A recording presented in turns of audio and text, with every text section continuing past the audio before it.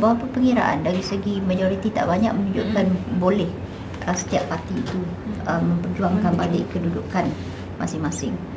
Tapi kita tak tahu detailnya tu. Jadi susah sikit nak komen kat sini. Cuma dari segi secara umumnya lah. Kalau ada majority seat dalam 3,000 saja, umumnya ini dianggap sebagai kemungkinan 50-50 bahawa boleh ada perubahan.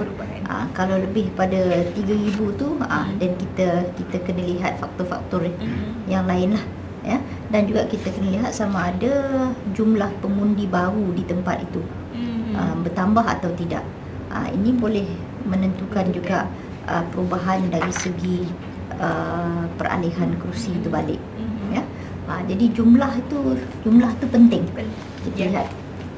Jadi bercakap tentang jumlah, jadi dalam pilihan raya kali ini ataupun kita lihat pada 2008 juga, kita tahu BN pada masa tu seatnya tu parlimen 156 kan. Jadi kalau yang pentingnya satunya tu jumlah untuk simple majority tu satu, tapi juga perubahan yang boleh berlaku dari segi kekurangan atau penambahan undinya tu, ya. Jadi parti-parti ataupun BN ke Pakatan Rakyat ke perlu lihat perubahan yang berlaku tu, kerana ini memberi mesej yang penting untuk ahli parti peka tentang apa yang perlu diadakan untuk election yang seterusnya, ya. Kita boleh kata sebenarnya mungkin election kali ni 2008, dari 2008 tu, kalau tadi saya kata election paling lama tu kempennya tu 40 hari kan, 1955, tapi mungkin sebenarnya election kali ni kot paling lama. Saya rasa lepas 2008 tu orang dah mula berkempen. Dah mula. Jadi this is one of the longest campaign period. Orang dah tak sabar dah bila nak keluar. Dan kita lihat, ya, saya rasmi mungkin 80% ya pengundi kali ni yang keluar. Ini menunjukkan bahawa apa yang dipanggil literasi politik itu dah tinggi. Bila ramai yang keluar menunjukkan bahawa kepekaannya tu ada, kemahuannya tu, dia kadang peka tapi tak tentu dia mahu.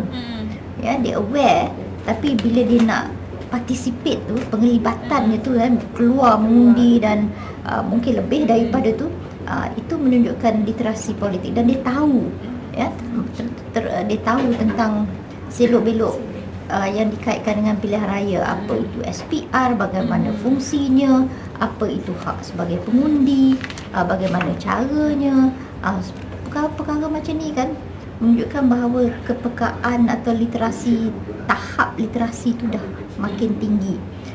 Dan itu memang selaraslah dengan pembangunan negara. Mana-mana negara dalam sistem demokrasi, bila kepekaan yang tertinggi tu dia keluar mengundi, ya. Tapi ini interesting juga, saya nak tengoklah kalau umur panjang, 15 tahun lagi ni kan, dari segi tahap.